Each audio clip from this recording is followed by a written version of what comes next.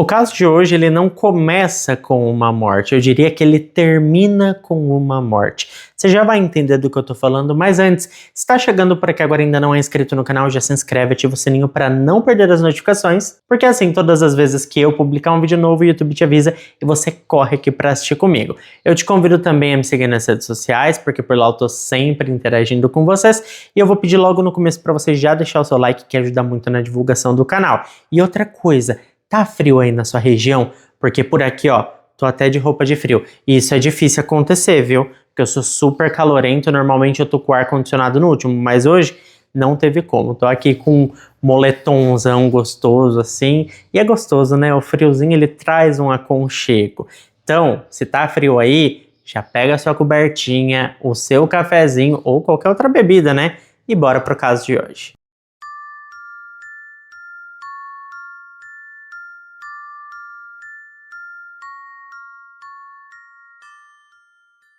Antes de se tornar conhecido como o pastor carismático e apresentador de TV nos Estados Unidos, o Scott Rogers era apenas Richard Scott Rogers, um jovem britânico nascido no condado de Suffolk, no leste da Inglaterra. Pouco se sabe sobre a sua família de origem, os registros públicos não falam muito sobre os seus pais ou irmãos, e o próprio Scott, já adulto, evitava comentar sobre a sua infância em entrevistas ou conversas pessoais. Parece que era algo que ele queria simplesmente apagar da sua história, e na verdade até era, viu? Segundo ex-colegas e conhecidos, ele teve uma juventude marcada por forte desejo de atenção, uma vaidade acima do normal e uma habilidade muito grande de manipular os ambientes sociais e as pessoas. Então, desde muito jovem, ele já tinha esse poder de manipulação e de persuasão. Ainda na sua juventude, ele começou a demonstrar grande talento para o teatro, dança e retórica, áreas que mais tarde se tornariam a base da sua influência. O seu carisma era evidente desde a adolescência, ele conseguia se aproximar de pessoas mais velhas com muita facilidade, tinha boa oratória e mostrava desde cedo uma habilidade incomum de envolver os outros com discursos inspiradores. Essa capacidade de encantar as pessoas seria um traço marcante por toda a sua trajetória e muito importante para ele conseguir fazer o que fez. Após completar os estudos, o Richard mergulhou no mundo das artes performáticas e em algum momento, na década de 1980, enquanto ele ainda morava no Reino Unido, ele fundou uma estrutura que marcaria profundamente a vida de centenas de jovens da sua própria academia artística. Aquele ambiente com certeza foi assim, um divisor de águas para muita gente, um divisor de águas para o lado ruim, digamos assim. Por volta ali de 1983, o Scott fundou a Academy of Performing Arts and Dance, na cidade de Bury St Edmunds, em Suffolk. O local oferecia cursos de teatro, dança, expressão corporal e canto para crianças e adolescentes. Ele ocupava um prédio simples, mas com boa estrutura e atraía especialmente jovens de origem humilde, cujas famílias viam na escola uma chance rara de desenvolvimento artístico ali naquela região. A propaganda que ele fazia era bem eficaz. O Scott se apresentava como um mentor que queria transformar vidas através da arte. E muitos alunos ganhavam bolsas integrais e isso fazia com que a escola fosse vista como um projeto social valioso. Com o tempo, ele começou a ser chamado pelos jornais locais como descobridor de talentos. Só que o que parecia uma missão nobre escondia alguns sinais estranhos. O Scott ele exercia controle total sobre o ambiente da escola. Havia regras não escritas, mas sabe quando você sente que você precisa fazer aquilo senão vai dar ruim? Então, e precisava assim seguir essas regras implícitas, porque senão, sim, haviam consequências. Uma dessas regras era o silêncio total no momento que não era de fala. O Scott sempre disse que os movimentos corporais falavam mais do que palavras. As pessoas também precisavam obedecer cegamente aos seus comandos e também haviam frases motivacionais que ele mesmo criava e fazia os seus alunos decorar e repetir a todo momento. Ele selecionava alguns jovens das turmas para ficarem cada vez mais próximos dele. E esses eram chamados de favoritos. Esses alunos dormiam frequentemente na casa dele, ajudavam na administração da escola e praticamente viviam sob a sua supervisão. Alguns pais começaram a perceber mudanças de comportamento nos seus filhos e eles se tornavam mais retraídos, sabe? As crianças ficavam mais retraídas, evitavam a própria família e pareciam estar o tempo todo sob tensão. Alguns outros pais notaram também que os estudantes deixavam de socializar com colegas externos, como se a escola fosse um universo paralelo fechado, uma bolha onde eles só se comunicavam entre si.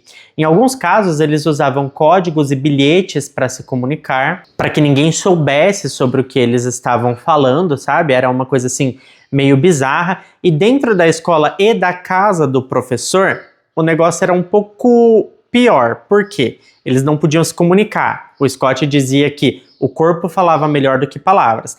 Então eles precisavam criar métodos também de se comunicar ali dentro sem que o Scott soubesse. E aí eram bilhetinhos que eles trocavam, depois de ler, rasgava, sabe? Era um ambiente muito controlado e que acabava extrapolando ali as paredes da escola e também as paredes da casa do Scott. Eu sei que assim, até parecia algo inofensivo, embora bizarro, mas a situação era feia ali dentro, tá? E ela se agravou muito quando um adolescente de 13 anos denunciou o Scott formalmente e então pela primeira vez o seu nome apareceu nos tribunais britânicos. Em 1992, o Scott Rogers foi preso preventivamente após a denúncia de conduta inapropriada envolvendo um dos seus alunos. A suposta vítima era um menino de 13 anos que participava das aulas e também frequentava a casa do Scott, fora ali do ambiente escolar. E segundo os relatos, a relação entre os dois teria ultrapassado os limites pedagógicos, envolvendo episódios que chamaram a atenção das autoridades locais. Esses episódios, sim, é o que vocês estão pensando. Havia ali, sim, uma relação abusiva e, no caso, ia para o lado íntimo também. E isso foi, assim, um verdadeiro escândalo. Só que para a gente entender a gravidade do que estava acontecendo dentro da escola e dentro da casa do Scott, lá no Reino Unido, é necessário olhar além do rótulo de academia de teatro e dança, porque o que existia ali era um verdadeiro sistema de controle psicológico e emocional, cuidadosamente construído, criado por ele e sustentado por métodos que hoje são comparados ao funcionamento de pequenos cultos. O Scott, que na época ele era mais conhecido como Richard, era chamado por Richard, ele era o centro absoluto de tudo. E os ex-alunos relatam que ele era visto quase como uma figura messiânica. Ele determinava o que era certo, o que era errado, quem merecia atenção, afeto ou punição. Muitos jovens o viam como um mentor, um salvador, alguém que oferecia carinho, oportunidade e acolhimento em troca de lealdade incondicional. Não demorou para que essa devoção se transformasse em uma submissão absoluta e aconteciam várias sessões de algo que mais tarde foi chamado de sessões de purificação, que era, assim, uma safadeza oculta, tá? E aqueles que estavam mais próximo do Scott, os chamados favoritos, eles recebiam um tratamento especial, eram convidados para dormir na casa do Scott, mas além disso, eles tinham tarefas de confiança e andavam com ele em eventos. Isso trazia credibilidade para os alunos. Em contrapartida, esses alunos precisavam comparecer ali, digamos assim. Fazer parte de maneira mais ativa nas sessões de purificação. Já os alunos que resolviam questionar a situação, que questionavam algo, ou que criavam laços fora daquele ambiente, eram gradualmente excluídos até saírem fora daquela... Gente, eu não sei se posso chamar de escola, eu vou chamar de seita. E segundo depoimentos, dentro da escola/seita, havia regras implícitas que todos deveriam seguir.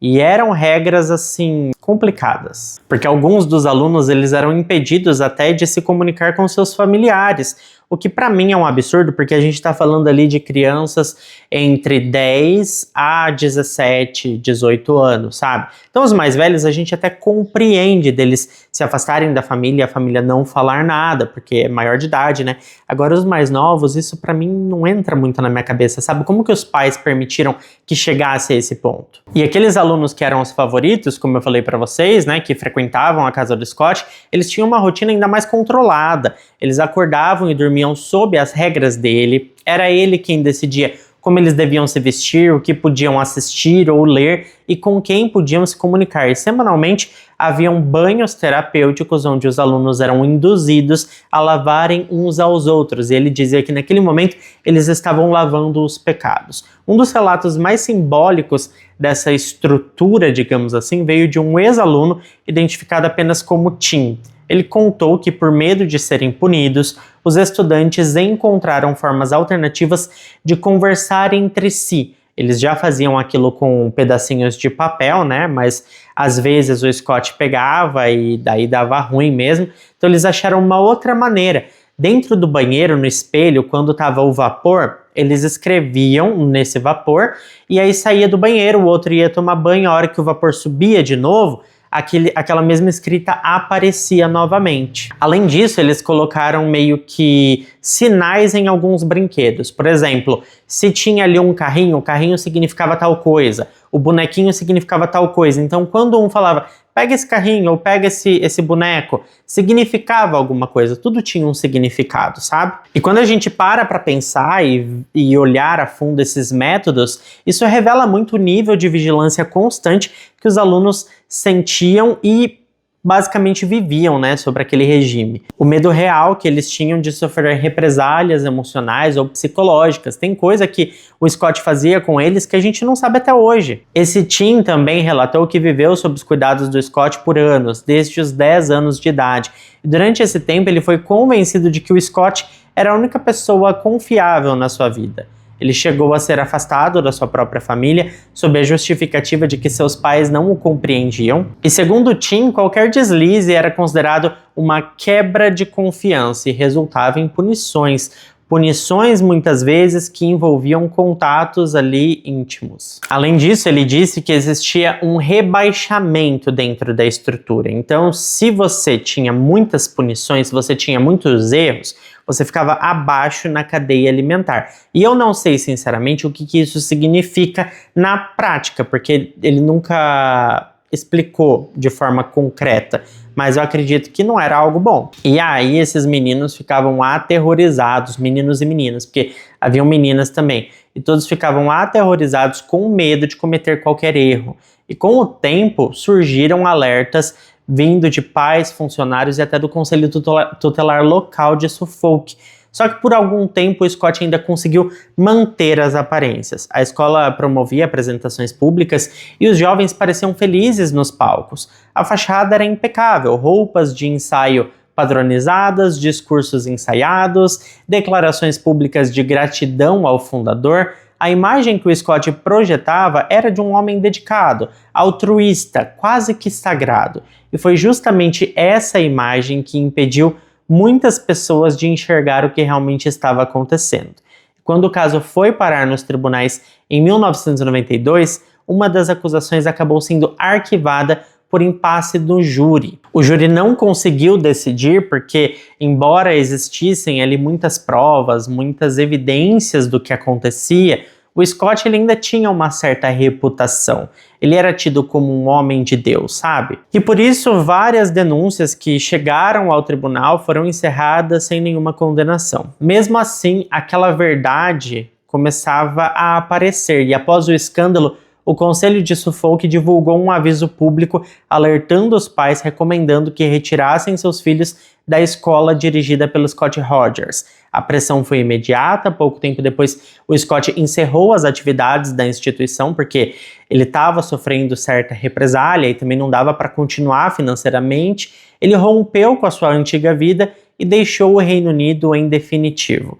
Ele embarcou para os Estados Unidos no final de 1996, levando junto dele duas figuras centrais. O Matthew Hodgkinson, que tinha naquele momento cerca de 18 anos, e o Ian, que tinha aproximadamente 18 anos também. Ambos haviam sido seus alunos mais próximos na escola de Suffolk e desde a adolescência viviam sob a orientação direta do Scott. Também foi junto com eles uma outra figura muito emblemática nesse caso, que é a filha biológica do Scott, a Kimberly, que na época da mudança tinha cerca de 4 anos de idade. A nova vida começou na cidade de Baton Rouge, no estado de Louisiana, uma região profundamente marcada por valores religiosos e conservadores, e lá pequenos ministérios independentes cresciam com pouca fiscalização e líderes carismáticos que se destacavam com muita facilidade. Então, para alguém como o Scott Rogers, esse era o terreno ideal para construir a sua imagem pública e seguir cultivando influência.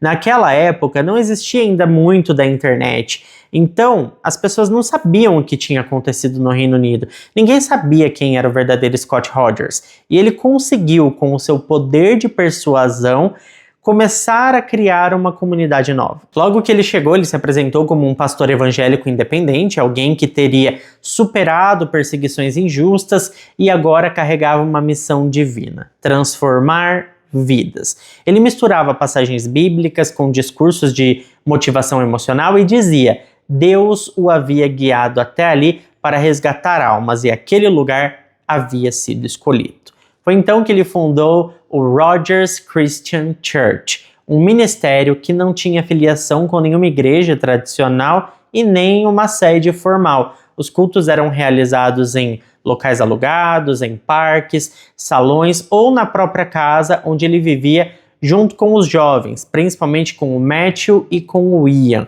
os mesmos que o acompanharam desde a Inglaterra. E eu não sei como que isso foi permitido, porque embora eles fossem maiores de idade, né, tava me expressando errado, eles ainda eram muito novos. Cadê os pais desses meninos que deixaram eles irem embora para um outro país com um cara que estava basicamente ali sendo exposto para uma rede de pedo, né? Então, assim, complicado. Mas com o tempo, as suas pregações começaram a ser gravadas e veiculadas na emissora comunitária local, e foi assim que nasceu o programa The Rogers Christian Show, que era transmitido semanalmente pela TV pública de Baton Rouge. O cenário era simples, uma poltrona, uma luz suave e uma decoração modesta. Mas bastava o Scott surgir na tela para capturar a atenção do público. O seu tom era calmo, seu olhar direto e a sua voz bem compassiva. Sabe aquela pessoa que fala doce? Então, ele era assim. E ele falava sobre fé, dor, perdão e recomeço.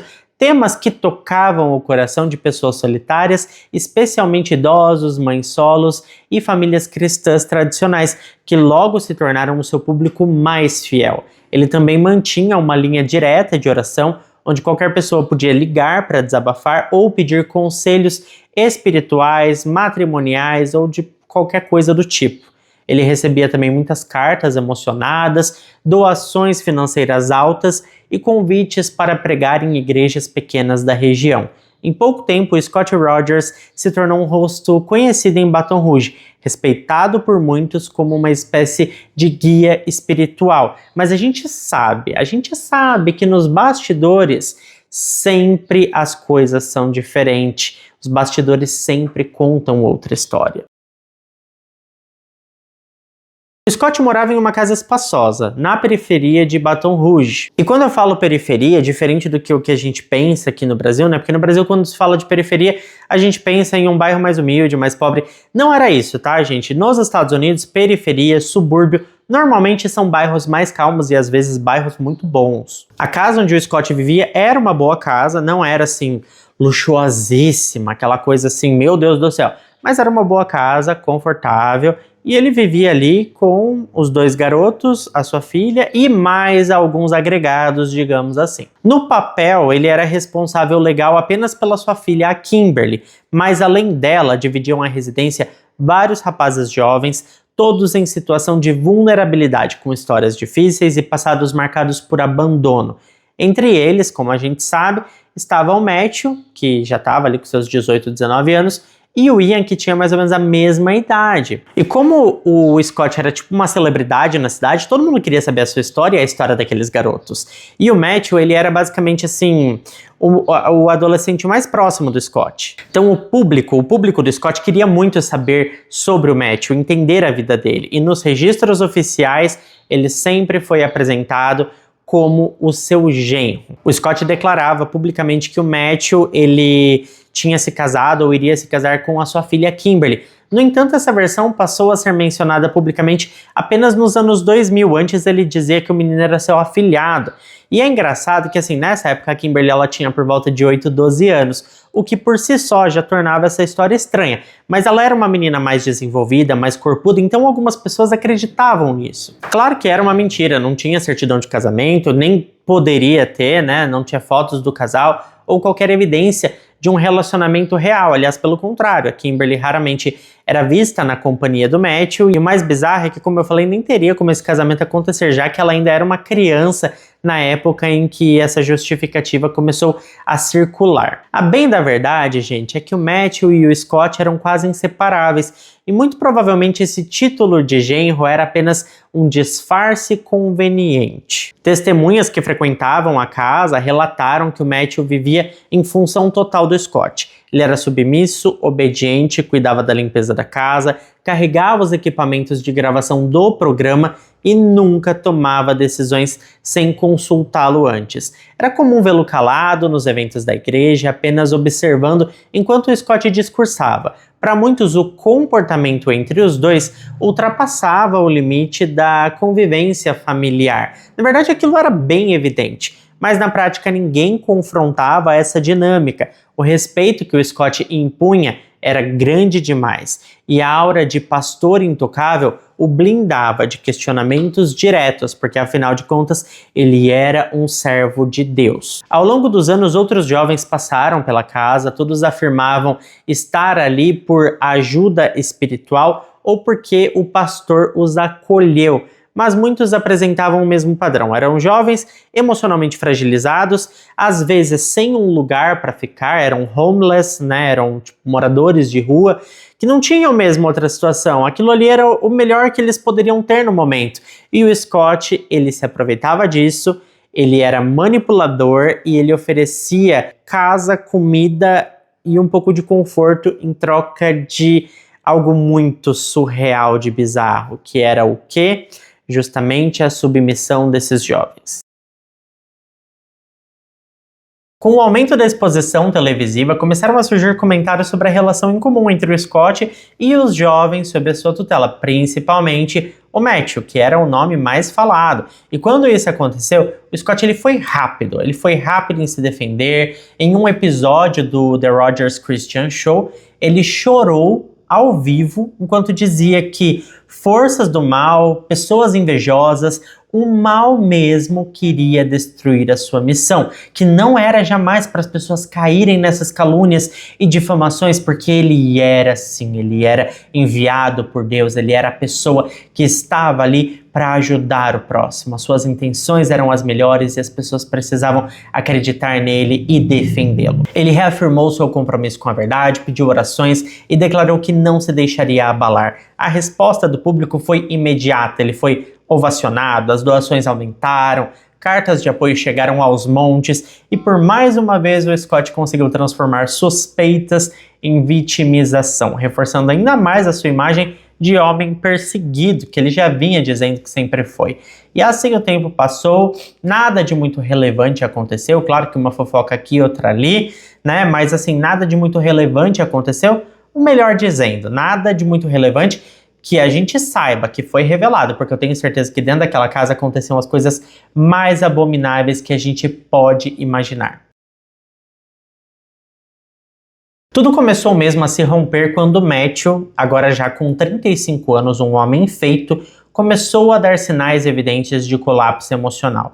Ele passou a perder a fé, ele não acreditava muito mais nas coisas, ele estava inquieto, paranoico, com crises silenciosas que poucos conseguiam interpretar, ele passava horas trancado, evitava contato visual e parecia carregar um peso invisível que só aumentava com o passar dos dias. A Kimberly, a filha biológica do Scott, ela já estava adulta também, já era adulta, e embora ela nunca tenha se envolvido diretamente nas atividades religiosas do pai, porque ela preferia meio que se afastar daquilo, o ambiente em casa a colocava em uma posição desconfortável. Era como se ela fosse forçada a representar o papel de esposa do Matthew para manter a farsa do casamento de fachada que o Scott usava há anos para disfarçar tudo aquilo. Na prática, ela vivia em silêncio, assistindo de perto a deterioração mental do Matthew e o comportamento cada vez mais controlador e perturbador do seu pai. E ela estava cada vez mais afastada com isso, ela queria fugir daquele lugar. Ela percebia mais do que ninguém que aquilo não era um lar, era um teatro mal montado. O pai não apenas manipulava os jovens que moravam com ele, mas também mantinha um discurso público quase que hipnótico, garantindo que ninguém questionasse as suas ações. No fundo, gente, a Kimberly sabia. Ela sabia que aquele lugar estava à beira do colapso. Ela sabia que não tinha como manter essa farsa por muito tempo e ela queria sair dali. Foi o que ela fez. Esse momento foi um momento de muita lucidez para todo mundo. Todo mundo começou a enxergar as coisas de um jeito diferente. A única pessoa que não enxergava era o Scott. Ele não sabia, ou talvez não queria saber, fingir ignorar, fingir que estava tudo certo, sabe? Ele fechava os olhos. Só que ele não imaginava que as autoridades federais já estavam de olho em tudo que significava ser Scott Rogers, ali, naquele lugar, naquela igreja, naquela casa.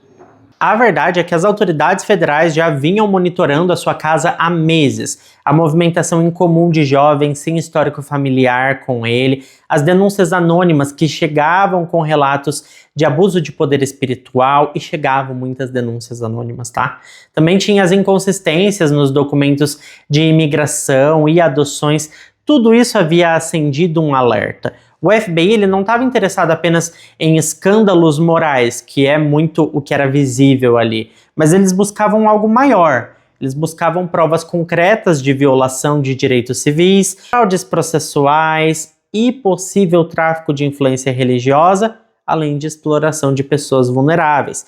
E mais do que isso, né, o comportamento do Matthew, que estava cada vez mais imprevisível, colocava um novo elemento em jogo: o medo de que algo grave estivesse prestes a acontecer. Os federais tinham um informante dentro da casa que já haviam informado que o Matthew estava em total colapso, e eles sentiam que algo ruim podia acontecer. A Kimberly, a essa altura, já tinha se afastado da rotina total da casa, já tinha saído de lá, e o relógio estava girando, viu? Tava girando o relógio do Matthew e tava basicamente assim, uma bomba relógio o comportamento daquele cara. Na superfície, tudo ainda parecia sob controle. O programa de TV ainda ia ao ar, as orações por telefone continuavam, e o nome do Scott Rogers seguia sendo respeitado por parte da comunidade cristã mais conservadora de Baton Rouge. Mas dentro da casa o clima já era outro. O silêncio sufocava, né? Todo mundo ali dentro. O Matthew estava cada vez mais inquieto, ele não aceitava mais seguir as regras. E era evidente o que estava prestes a acontecer, porque não tinha mais como. O Matthew não aguentava mais o controle que o Scott exercia sobre ele. Alguma coisa estava errada, sabe? E aos pouquinhos o Scott começou a perceber isso também, porque ele via que algumas pessoas que antes o procuravam com frequência começaram a desaparecer, alguns convidados cancelavam a participação no programa, as cartas paravam de chegar, chegavam menos cartas, algumas até com ameaças e julgamentos. E assim, os rumores começaram a voltar, rumores de que ele se relacionava com os garotos que faziam parte da sua comunidade, digamos assim. E quem via de fora e tinha pouco conhecimento não imaginava, mas ali dentro acontecia de tudo. E embora o Scott estivesse até certo ponto atento e preocupado, ele ainda achava que controlava tudo, achava que a fé das pessoas era o seu colete salva-vidas. Ele não imaginava que a fé das pessoas estava abalada,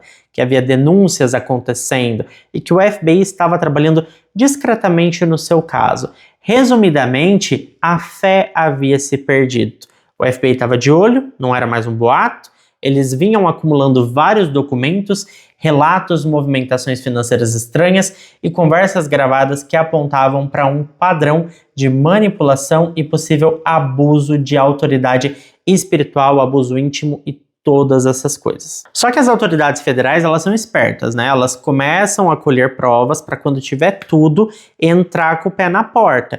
E eles foram devagarzinho acumulando tudo isso. A principal pista que foi mais relevante, assim, pros federais, foi o próprio comportamento do Scott, porque ele era arrogante. Um informante próximo ali da comunidade teria avisado as autoridades que o Matthew ele estava em estado de ruptura e que algo grave poderia acontecer a qualquer momento, porque o homem se achava usado pelo Scott e o Scott continuava arrogante, achando que podia controlar o que já não era mais controlável. E a partir daí o FBI autorizou escutas dentro da casa e iniciou o processo de obtenção de um mandado formal de busca. Só que havia um dilema: entrar naquela casa sem provas concretas poderia comprometer toda a operação, afinal o cara ainda tinha alguns seguidores fiéis.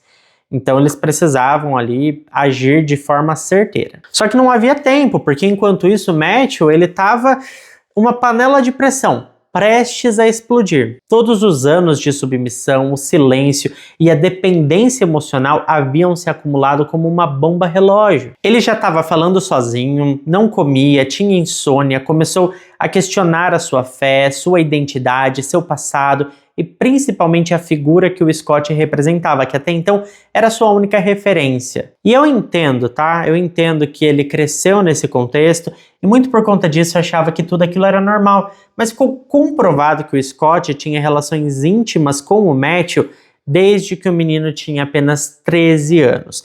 Ele aprendeu que aqueles atos eram a purificação.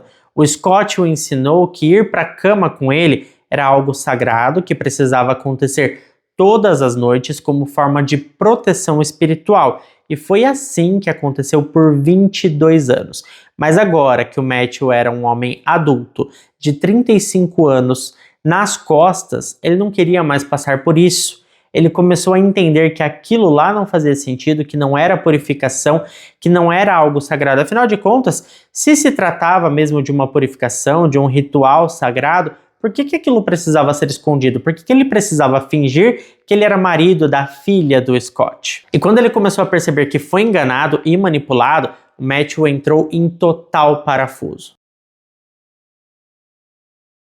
Foi nesse contexto de suspeitas cada vez mais consistentes que os investigadores federais decidiram agir de uma vez. No dia 26 de agosto de 2014, um mandado federal foi oficialmente autorizado para revistar a casa do Scott Rogers e a decisão foi fundamentada em acusações graves, incluindo possíveis fraudes migratórias, adoção irregular de menores, abuso íntimo de pessoas em situação de vulnerabilidade e violações trabalhistas ligadas ao ministério religioso que ele comandava. A operação estava programada para a manhã seguinte, o dia 27 de agosto, com o objetivo de surpreender os moradores e evitar qualquer tentativa de fuga ou destruição de provas. A equipe do FBI estava em fase final de preparação, revisando os detalhes da entrada tática e organizando os protocolos de coleta de evidências. Eles esperavam encontrar documentos, computadores, registros de doações e talvez vítimas ainda vivendo dentro da residência em situação de vulnerabilidade. Só que o que os agentes não imaginavam é que naquela mesma madrugada algo decisivo já havia acontecido dentro daquela casa.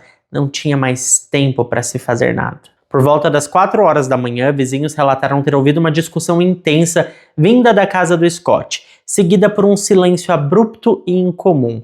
Minutos depois, um telefonema anônimo acionou a polícia local para uma verificação de segurança, uma possível ocorrência médica também ou violência doméstica. Quando o FBI chegou ao local, ainda antes do amanhecer, eles traziam um mandado em mãos, só que eles nem precisaram daquilo, nem chegou a ser apresentado esse mandado, porque a equipe foi recebida por oficiais da polícia local que já estavam no endereço atendendo a denúncia da madrugada. Após uma rápida troca de informações, os federais eles assumiram a cena e entraram na casa sem resistência nenhuma.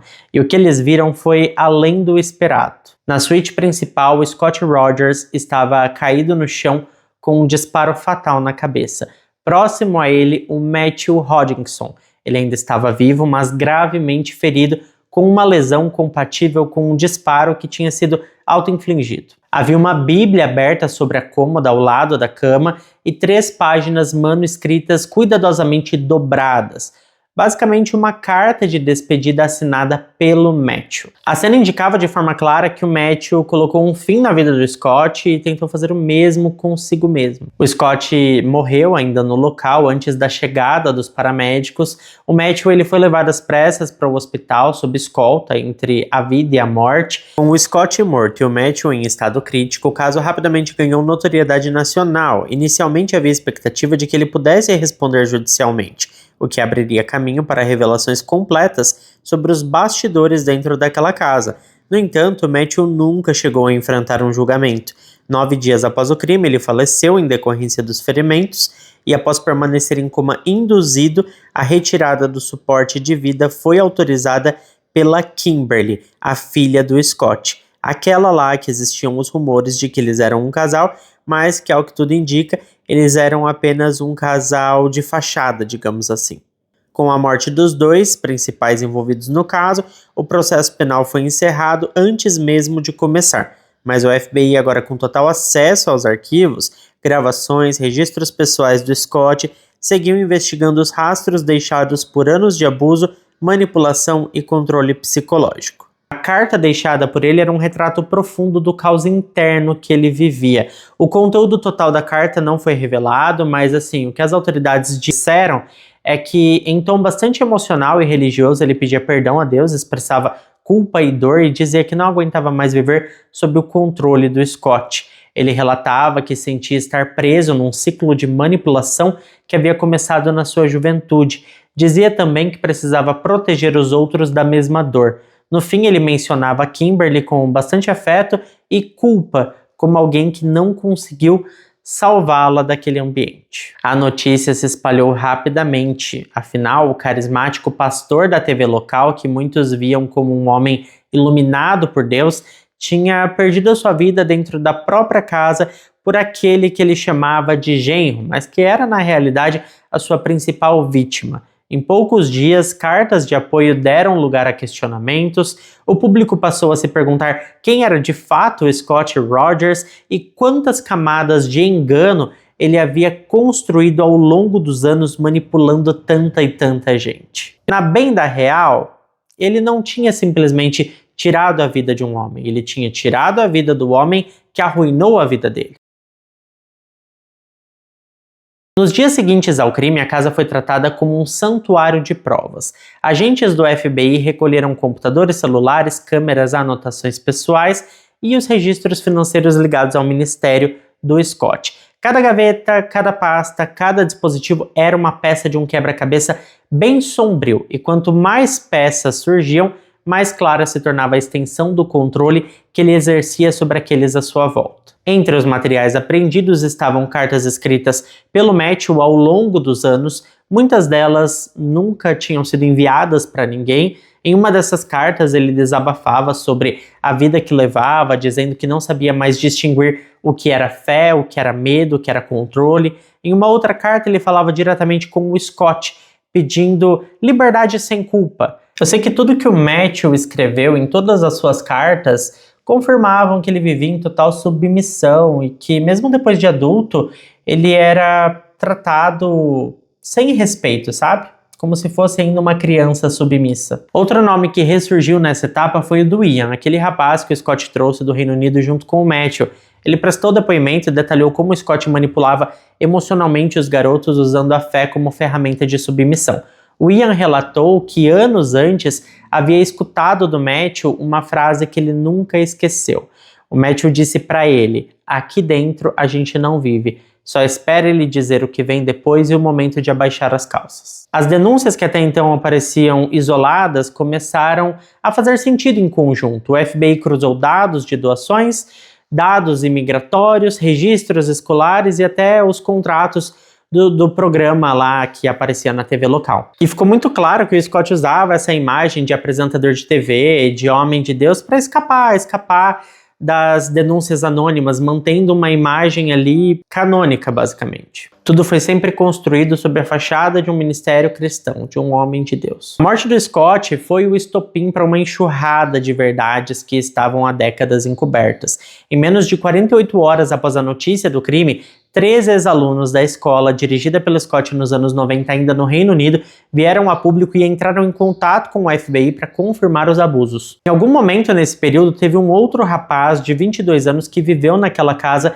sob o regime do Scott. Esse garoto teve a sua identidade preservada, principalmente porque ele teve um papel muito importante nesse caso, pois ele foi o informante do FBI. Foi ele quem abriu as cortinas daquele circo de horror para que em algum momento a justiça fosse feita. Ele revelou à investigação que no período em que a casa estava cheia, o Scott tinha uma espécie de ritual. Todos os dias ele queria que os rapazes ficassem enfileirados em uma parede e abaixassem os shorts. Essa era a dinâmica para ele escolher quem o serviria naquela noite. Além dessa espécie de rodízio que acontecia, onde um dos meninos era escolhido, havia também um Matthew. E o Matthew ele era fixo. Todos os dias ele precisava servir ao Scott porque ele dizia que o Matthew era o mais purificado daquela casa.